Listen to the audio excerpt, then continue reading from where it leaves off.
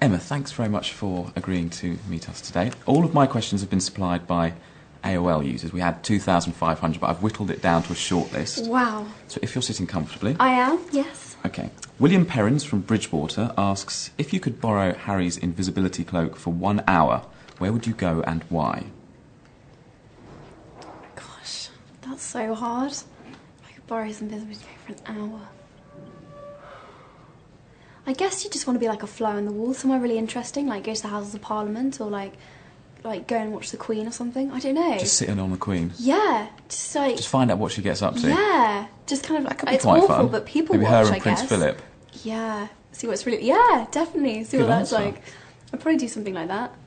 Interesting, Yeah. interesting. Just 'cause I'm nosy. I'm really nosy. Ashley Streeter from Tunbridge asks, what are you asking Santa Claus for this Christmas? I've asked for some perfume. I've asked for... Interesting. Yeah. So it brings me on to something else. Oh, good. I've asked for some new pyjamas. Gosh, what else? Some quite boring things, to be honest. Nothing really that interesting. But essential for the cold winter. Yes, exactly.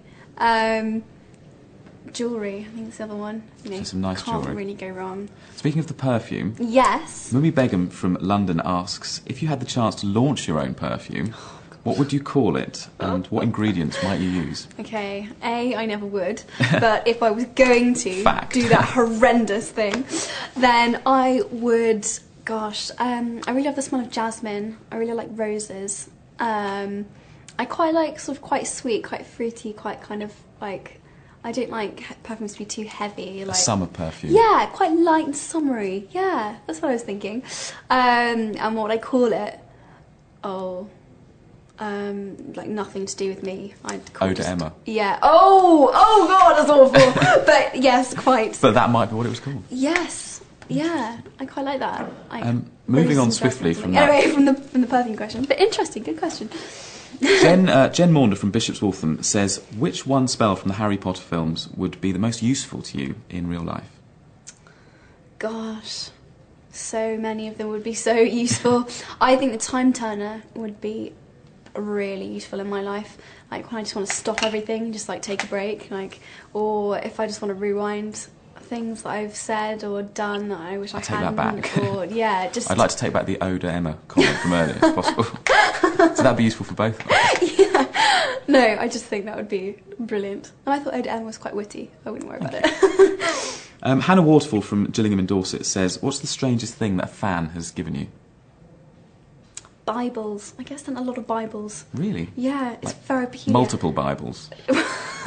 Sort of. I think people think, you know, we are child stars after all, that we kind of need guidance, and so... Do you? Well, I think I'm doing okay. You know, I'm sure my parents would say different, or just other people would say different, but, you know...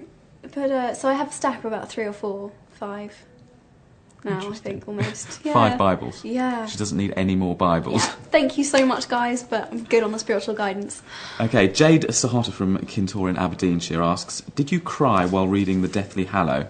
And if yes, at which bits? Oh my goodness, I cried at so many different points. It was absolutely pathetic. I really did. The one that really got me, and I don't know why, was Dobby when he got stabbed and when he died. That was just the end of me. I was hysterical. I was absolutely hysterical. I'm that feeling was a bit just, sad now. Yeah, it just really, really got to me, that bit. I just thought that was just horrendous and very sad, yeah. Very sad. Let's take a moment on that. Yeah. But finally, Angela Sutherland from Harrow asks, you're cooking a meal for Daniel and Rupert. What would you make them and what would you drink? I'd probably make them baked beans on toast, because that's about the only thing I can They will be pleased. reliably cook. And I'm not saying I don't try to cook, because I think it's a really nice thing to be able to cook. But I get a bit distracted when I'm cooking, and it normally turns out really badly. So probably baked beans on toast. And what would they drink? Sounds like a fun time round at Emma's for Yes, a fun it dinner is. party. Anyone who comes for dinner, it's gonna be an extravaganza. What would they drink? I don't know, you know, they're over 18 now, like pull out a nice bottle of wine. A good vintage. And yeah, like some nice wine. Wine and baked beans. Yeah, Interesting nice wine, combination. baked beans on toast. Perfect. It's a winner. What do you need? Thank you so much for talking to us today. Thank you.